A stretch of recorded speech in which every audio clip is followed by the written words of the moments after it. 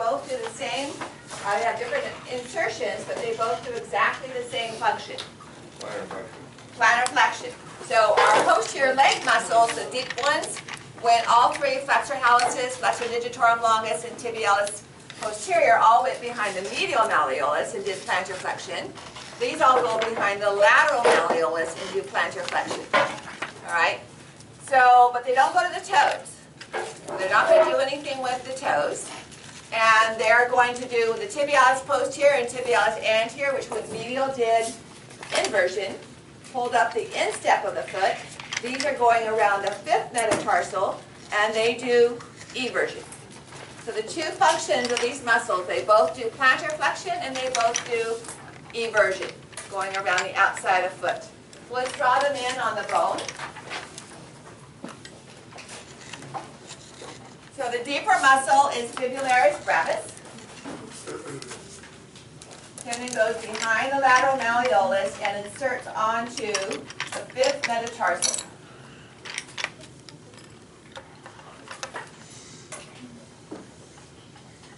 It is the deeper muscle.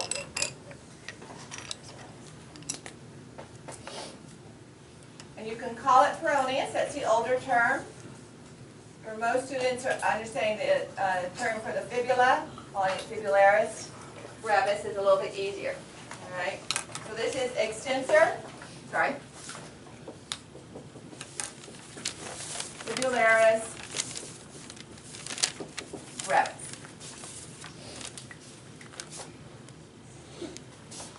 Then superficial to that is fibularis longus.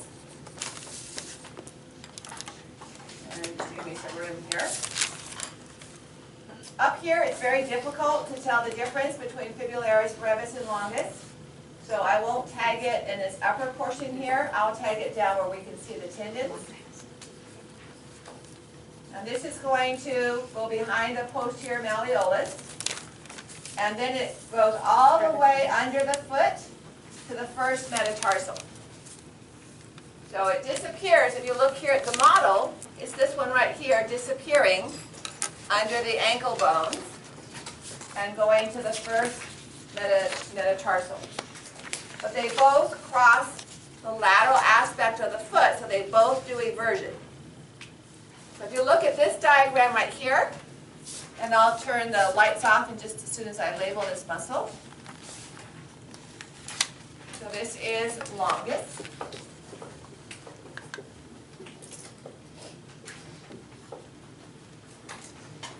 Take a look at the middle image. It's showing the bottom of the foot, the plantar surface of the foot. And here is the tendon, or fibularis longus, going all the way under the foot. Okay, that's why it's longus. So on the model, here's fibularis brevis, and then this tendon disappearing is fibularis longus, and this area is where I will tag it, okay? Because up in the muscular body, it's hard to differentiate that.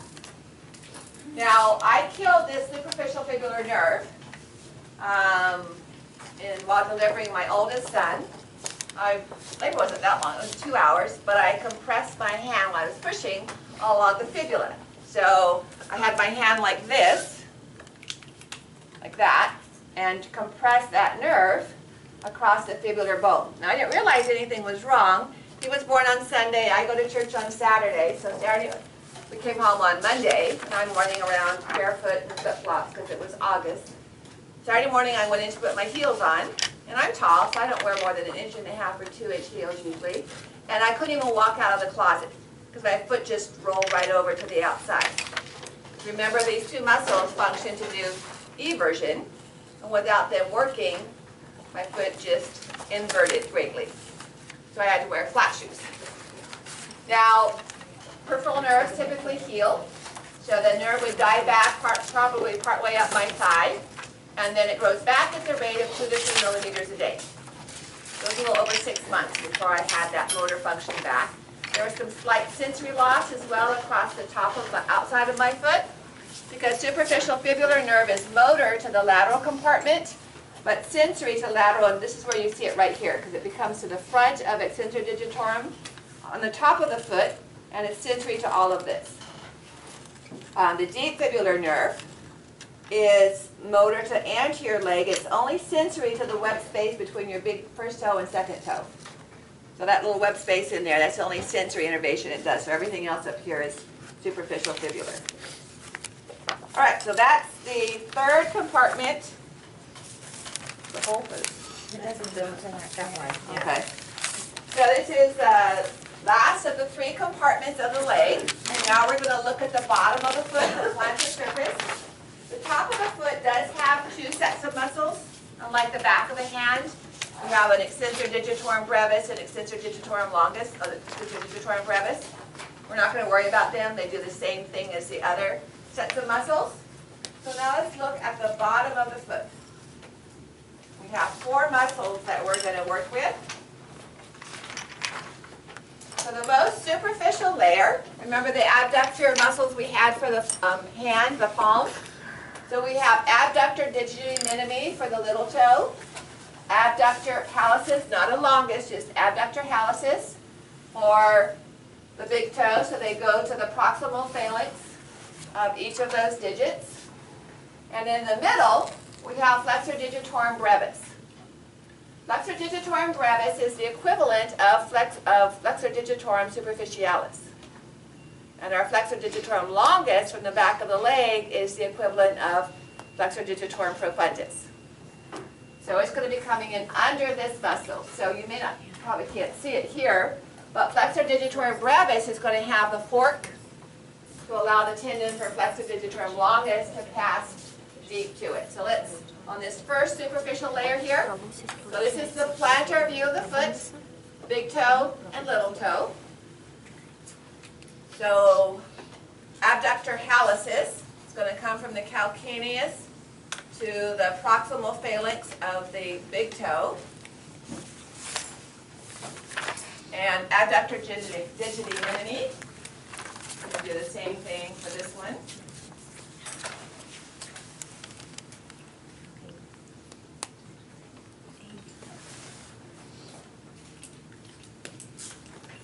Abductor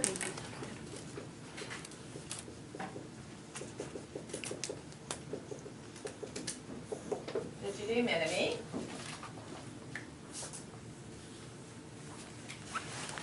Abductor hallucis, but no longus.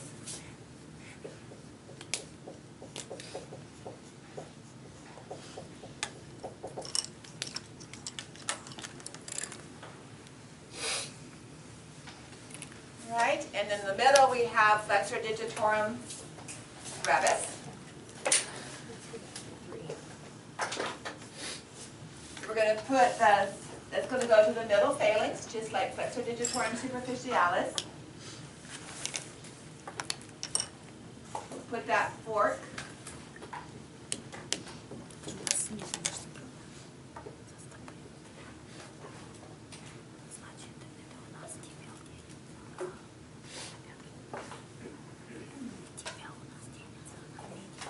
I know you can't do that with your hands quite as easily. And then all of this would be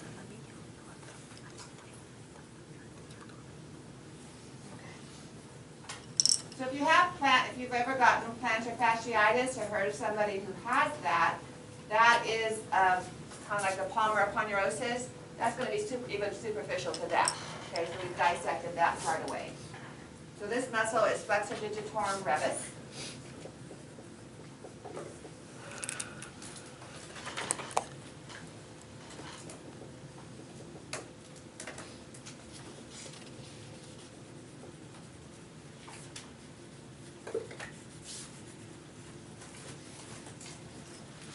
Okay, now we're going to remove those muscles and look at the next deepest layer. But before we leave the screen, this would be the tendon, the flexor hallucis longus right here, that came from the posterior leg.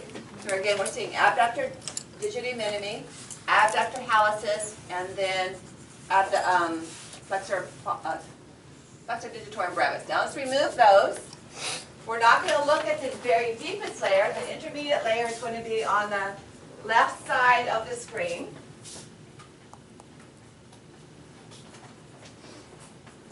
So here is the cut digitorum brevis, the cut abductor digiti minimi, the cut abductor hallucis.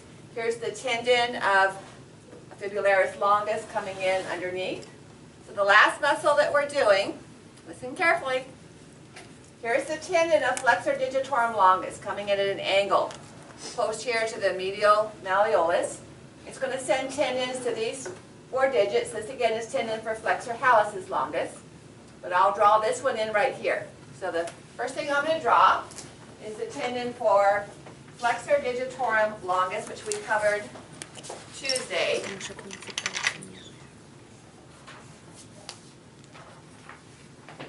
So this is going to come in at an angle. And then it's going to send tendons all the way to the distal digits, rather distal phalanges. Remember I talked about how if we didn't do anything, this would cause the toes to curl at an angle. So they would be doing this when they flexed, okay, instead of this. It would be pulled over. And so our last muscle, let me just label this first. So tendon of flexor digitorum longus.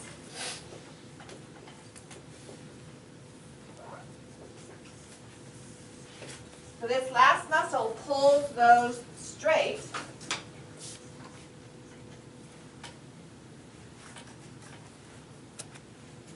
And it looks similar to flexor digitorum brevis, except it's deep and doesn't go all the way out to the digits.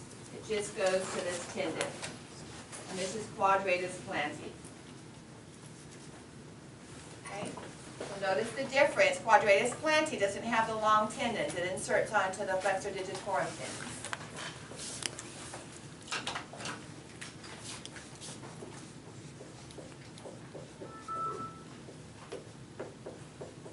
It's a cool piece of muscle engineering to affect the direction of that muscle contraction. All right, we're officially done. Yay. I'm officially done talking. How's that? I'm not going to say any more information of requirement. The reflex lab material is out. There's lecture notes on that. That is, I'm not sure what it says in the lab syllabus, how many points the lab is worth, but it will be worth swimming. So we'll replace one lab, well not replace it, but if you miss a lab or did do well on the lab, it will make up for one lab. Okay, it will be worth the points of one lab. I don't drop your lowest lab. I'll just add these 20 points or whatever point, just extra. You are not to do. Do what? Okay, talk for 5 more minutes. I'm only going to do Maybe. it not because I had it done before. You gotta get there. 17. Yeah, the lab is due next week, next Tuesday. No, it's not our lab, yeah, it'll be next week. Yeah, the lab is due next week. Your lab exam tomorrow starts at our normal class time. Okay, so 10:45.